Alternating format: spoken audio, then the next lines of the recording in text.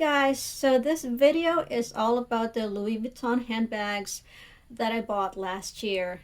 This is the start of my handbag journey.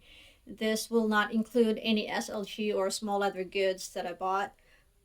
This video will be all about what prompted me to buy them, any regrets, what's the most used, what's the least used, any favorites. So let's start with my very first purchase, January 2022, before the price increase, and it's the NeverFull MM and Damier Ebene. So why NeverFull? I don't really know much about Louis Vuitton back then other than the NeverFull and the Speedy. And in December 2021, I just all of a sudden wanted a Louis Vuitton after years of saying that I just don't get why you would pay hundreds or even thousands of dollars for a handbag. I told my husband that I may be going through a midlife crisis. Anyway, long story short, I bought the NeverFull MM. Then after weeks of using it, I wanted something that has a longer handle so that it's easier to put my arm through it, especially if I'm wearing a sweater or a coat. So I came across the NeoNoe. So the NeoNoe MM in Monogram. I got this February 2022, just after the price increase, which I did not know was happening. And I wasn't too thrilled initially of the NeoNoe, but it became my main handbag and the NeverFull sat in my closet ever since. I thought at that time that this is it, no more Louis Vuitton, because they're not exactly cheap. December until October 2022, when I started wanting a small crossbody that I can just use as a grab and go to run errands. The NeoNoe is just a little too big for that. I wanted the Pochette accessoire, but it was not available at that time. So after weeks of waiting, I got impatient and I saw this on the website, the Felicie Pochette. So I bought this one instead. This was an impulse buy, and it took over a month before I finally admitted to myself that it's just not working out for me. You can watch my review for it. I'll put a link in the description.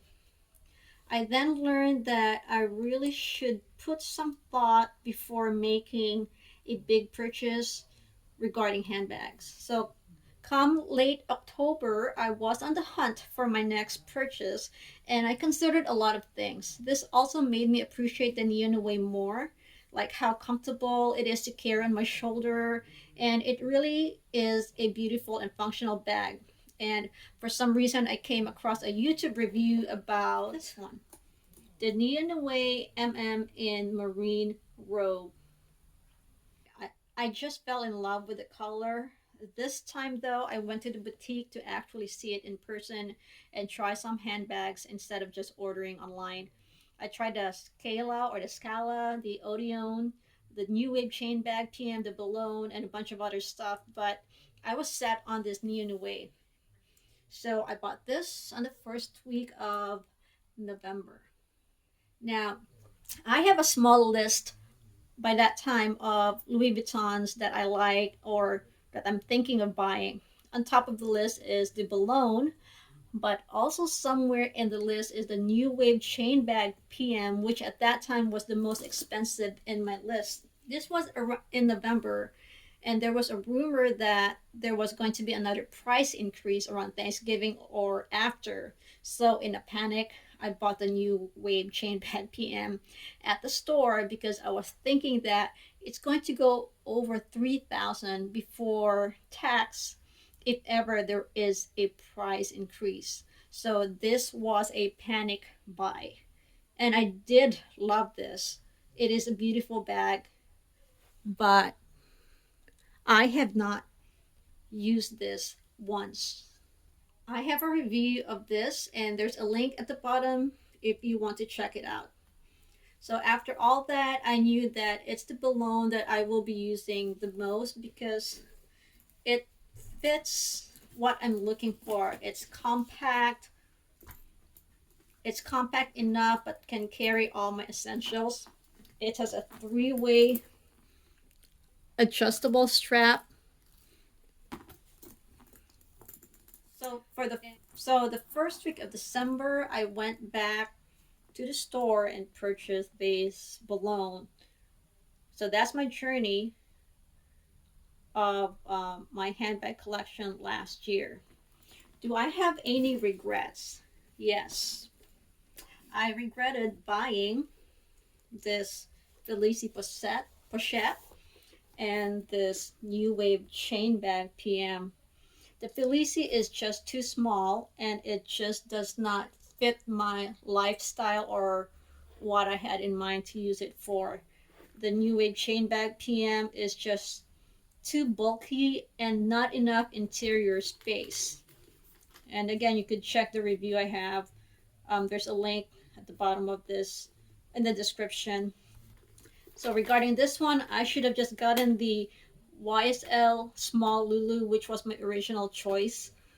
I will be letting this two go in the future or maybe soon, but for sure this two will not be a part of my collection in the next year or two. Yes, and favorites and most used for sure, and hands down, it is the Boulogne